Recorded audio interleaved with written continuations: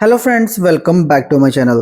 तो आज मैं आपको एक्सप्लेन करने वाला हूँ 2021 जीफा रिलीज मूवी कागज। तो ये मूवी ट्रू स्टोरी पे बेस्ड है, जिसमें लाल बिहारी मित्र को मृत घोषित कर दिया था। सो ऐसा ही फ्रेश कंटेंट देखने के लिए आप मेरे चैनल को जरूर सब्सक्राइब कर लेना। तो चलिए विदाउट वेस्टिंग टाइम मूवी का एक्सप्लेनेशन स्टार्ट करते हैं। तो मूवी स्टार्ट होती है यूपी के अमीलो गांव से, जहाँ पे भरतलाल अपने पत्नी रुक्मिनी और अपने बेटे के साथ हंसी खुशी रह रहा था। और उसका भरत बैंड नाम करके एक शॉप था, जहाँ पे वो गांव गांव में जाके बैंड बजाता था। और उसका काम बहुत बढ़ रहा था, लेकिन उसका दुकान और उसके लोग उसको कम पड़ रहे थे। तो एक पंडित जी भरत के दुकान पर आते हैं और कहते हैं कि कर्जा लेके दुकान बड़ी लो और अपना बिजनेस बढ़ाओ। तो भरत कहता है कि मुझे कर्जे वर्जे के चक्कर में कुछ नहीं पड़ना है, लेकिन रुक्मिणी बहुत इंसिस्ट करती है भरत को कर्जा लेके अपना बिजनेस बढ़ाने के लिए। तो इसके इंक्वायरी के लिए भरत बैंक चला जाता है। तो बैंक के लोग कहते हैं कि तुम्हें कुछ तो गारंटी के लिए सिक्योरिटी रखना पड़ेगा। अगर खुद का घर होगा या फिर जमीन होगी, उसके पेपर्स तुम्हें सिक्योरिटी के लिए रखने होंगे।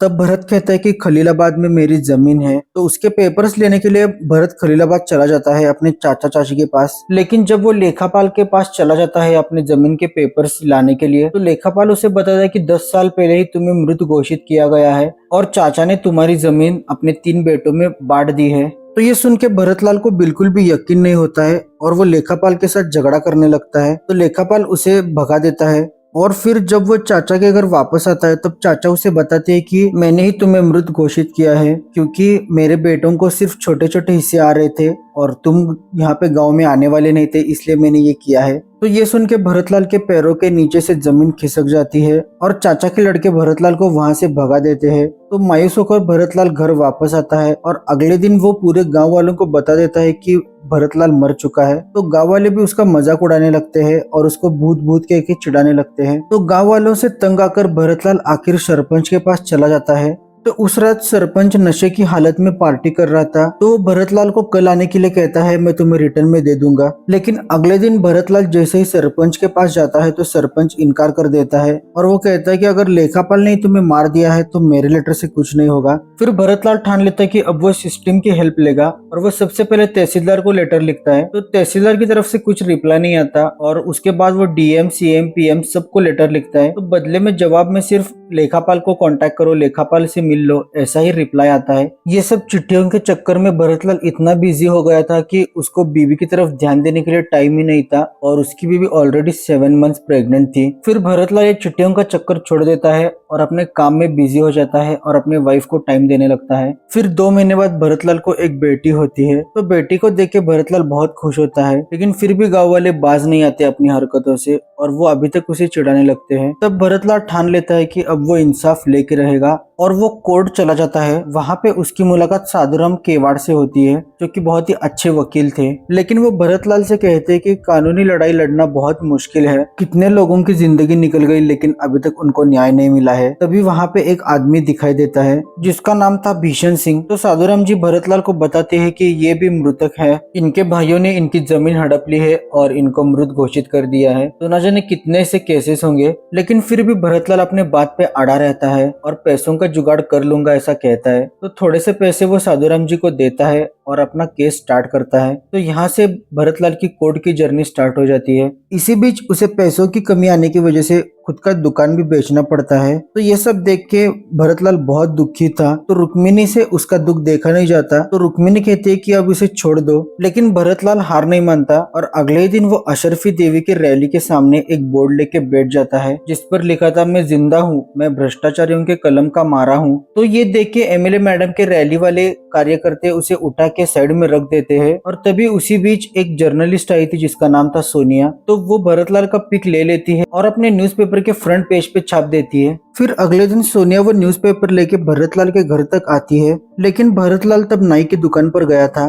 तो सोनिया वहां पे भी चली जाती है, लेकिन जैसे ही भरतलाल को पता चलता है कि सोनिया रिपोर्टर है, तो भरतलाल वहां से भागने लगता है और सोनिया उसके पीछे पीछे भागती है। फिर थोड़ी देर बाद भरतलाल रुक जाता है। तब सोनिया उसे बताती है कि मैं तुम्हारा प्रॉब्लम सब लोगों को बताना चाहती हूँ और ये सिर्फ तुम्हारा प्रॉब्लम नहीं, ये बहुत लोगों का प्रॉब्लम है। फिर आखिरकार भरतलाल मान जाता है। तो अगले दिन भरतलाल का फ्रंट पेज में पूरा किस्सा सुनाया गया था। ये पढ़ के एमएलए सोनिया को बुला लेती है। तो वहाँ पे सोनिया भी कहती है कि आपको उसकी हेल्प करनी चाहिए। तो एमएलए भी मान जाती है हेल्प करने के लिए। फिर अगले दिन जब भरतलाल कोर्ट जाता है तो वहाँ पे साधुराम जी उसे बताते हैं कि भीषण सिंह की मौत हो चुकी है। तो सब लोग उसके अंतिम संस्कार पर चले जाते हैं। तो वहाँ पे साधुराम जी के मुंह से निकलता है कि जब तक अपराधी था जिंदा था, और जैसे उसने सिस्टम का सहारा लिया तब वो मर गया। तो ये शब्द भरतलाल को बहुत टच होते हैं और वो ठान लेता है कि वो कुछ ना कुछ अपराध करेगा। इसीलिए वो अपने चचेरे भाई बेटे सुशील को किडनैप कर लेता है और घर में आकर उसे छुपा देता है और भाई को कॉल करके बताता है कि अगर पुलिस कंप्लेंट करोगे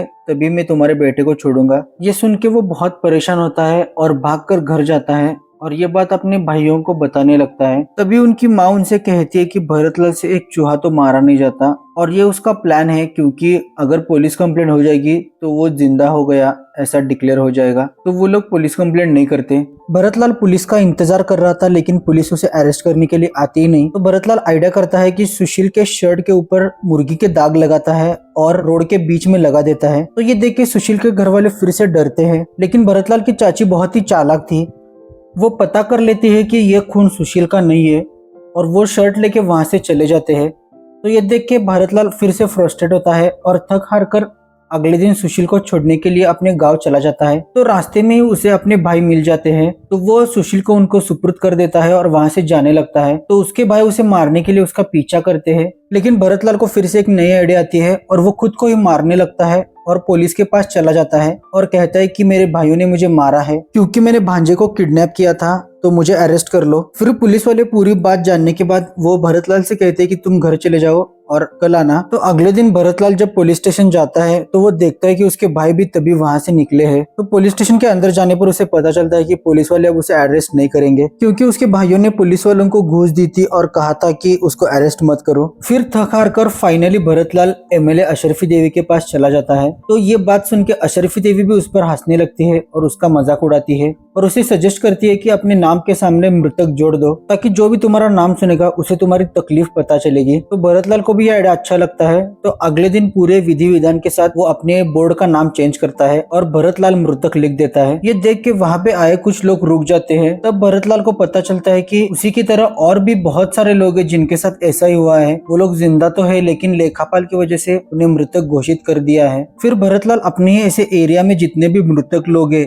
उन सब लोगों को एक साथ लाता है और उनको मिला के एक पार्टी बनाता है जिसका नाम वो अखिल भारतीय मृतक संघ रख देता है और जिसके ओपनिंग के लिए एमएलए अशरफी देवी भी आई थी। तो अशरफी देवी भी भरतलाल की हेल्प कर रही थी। भरतलाल के इस संघ में बहुत से लोग जुड़ने लगते हैं। तभी उनके भाइयों को लगता है कि कहीं उनकी जमीन चली न जाए, तो वो विधायक को बुला लेते हैं और विधायक कहता है कि तुम चिंता मत करो, मैं हूँ। फिर अगले दिन भरतलाल वकील के पास जाता है। तब वकील उसे कहता है कि तुम अपने पत्नी का नाम विधवा पेंशन स्कीम में लगा दो ताकि सरकार के मुंह पर एक तमाचा पड़े। तो अगले दिन भरतलाल वैसा ही करता है, अपने पत्नी रुक्मिणी को लेके पेंशन स्कीम ऑफिस चला जाता है। तो वहाँ के ऑफिसर्स रुक्मिणी को मंगलसूत्र और सिंदूर में देख के पेंशन देने से मना कर देते हैं और उसका मजाक उड़ाने लगते हैं। तब रुक्मिणी कहती है कि मेरे पति 10 साल पहले ही मर चुके हैं, तो या तो मुझे पेंशन दो या फिर उनको जिंदा कर दो। लेकिन इस बात पर वहाँ के लोग उस पर हंसते हैं। तो ये शर्मिंदगी रुक्मिणी बर्दाश्त नहीं कर पाती और वो अपने मामा के पास चली आती है। तो अगले दिन मामा रुक्मिणी को लेके भरतलाल के घर चले आते हैं और भरतलाल को कुछ पैसे देने लगते हैं ताकि भरतलाल फिर से अपना बैंड चालू कर सके। लेकिन भरतलाल बहुत ही स्वाभिमानी था और वो ये पैसे नहीं लेता और वो रुक्मिणी को ही सुनाने लगता है कि तुम्हारी वजह से ये सब कुछ चालू हुआ है, क्योंकि तुमने ही मुझे कर्जा लेने के लिए कहा था। तो अगर मैं वो ऑफिस चला ही नहीं जाता तो ये सब कुछ बखेड़ा खड़ा ही नहीं होता। और वो कहता है कि जैसे द्रौपदी की वजह से महाभारत शुरू हुआ है तो तुम्हारी वजह से ही ये सब प्रॉब्लम्स आ रही है। तो ये सुन के रुक्मिणी बहुत ही हर्ट होती है और वो घर छोड़कर बच्चों को लेकर अपने मामा के घर चली जाती है और ना चाहते हुए भी उन दोनों में दूरियां बढ़ने लगती है। फिर भरतलाल ठान लेता है कि अब वो इलेक्शन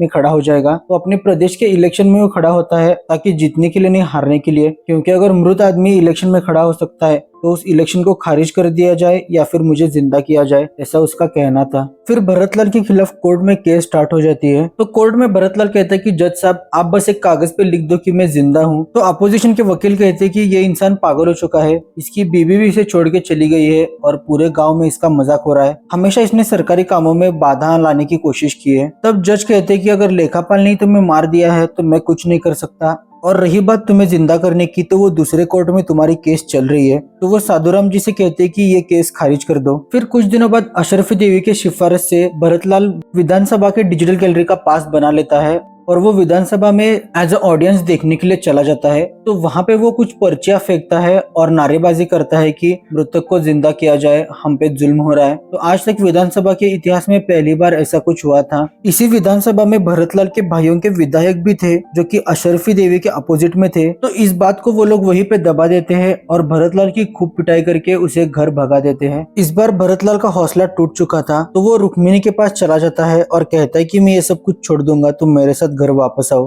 तब रुक्मिणी कहती है कि अगर तुम अब रुक गए तो तुम्हें इंसाफ नहीं मिल पाएगा और ये लड़ाई सिर्फ तुम्हारी नहीं है, हमारी भी है। तुम्हें ये लड़ाई जीतनी होगी और तुम पागल थे, पागल हो और पागल ही रहना, और जैसे ही तुम ये लड़ाई जीत जाओगे मैं तुम्हारे पास वापस चली आऊंगी। ये सुन के भरतलाल का हौसला फिर से बुलंद हो जाता है और वो अपनी आखिरी लड़ाई लड़ने के लिए शव यात्रा निकालता है, जिसमें वो खुद और अपने कुछ साथियों के साथ अपनी शव यात्रा गांव से निकालता है। और लेखापाल के ऑफिस तक जाने के बाद सब लोग वहाँ पे उठते हैं और लेखापाल के ऑफिस में घुसकर उनके खुद के डॉक्यूमेंट्स की जो कुछ भी गलती थी तो वो उसे दुरुस्त करने वाले थे। तो वो लोग वैसा ही करते हैं, लेकिन वहाँ पे पुलिस आ जाती है। तो वही दूसरी तरफ वकील साधुराम और जर्नलिस्ट सोनिया सीएम के पास जाते हैं। तो सीएम को भी ये सारी बात पता थी, तो साधुराम उनसे रिक्वेस्ट करते हैं कि कुछ ना कुछ इसका कर दो वरना पूरे प्रदेश में हलचल मच जाएगी। इधर भरतलाल को भी अपने नाम के डॉक्यूमेंट्स मिल जाते हैं, लेकिन पुलिस वाले उसे मारते हुए ऑफिस के बाहर लेकर आते हैं। तभी वहाँ पे साधुराम केवाड़ आते हैं और वो लेटर दिखाने लगते हैं कि भरतलाल को आखिरकार सीएम का लेटर आ गया है और उन्होंने रिटर्न में ये लिख के दिया है कि भरतलाल जिंदा है और उनकी जितनी भी प्रॉपर्टी है वो उन्हें मिल जाएगी। तो तभी वहाँ पे रुक्मिणी भी अपने बैंड बाजा और हार के साथ आती है और भरतलाल को हार पहनाती है और गले मिलती है और यहीं पे हमारी मूवी एंड हो जाती है। तो एंड में हमें भरतलाल और रियल में लाल बिहारी मित्रक जिनके साथ ये किस्सा हुआ था उनको भी दिखाया जाता है और उनकी स्टोरी शॉर्ट में बताई जाती है। तो आपको ये मूवी कैसी लगी जरूर मुझे कमेंट सेक्शन में बताना, और अगर अच्छी लगी होगी तो मेरे चैनल को जरूर सब्सक्राइब करना। Thanks for watching the video.